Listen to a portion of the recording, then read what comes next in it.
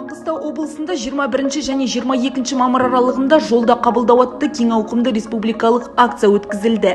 Оның мақсаты халық арасында құқықтық түсіндіру жұмыстарын жүргізу, азаматтардың ішкі істер органдарына деген сенімін арттыру, оларға консультативтік және құқықтық қолдау көрсету болып табылады.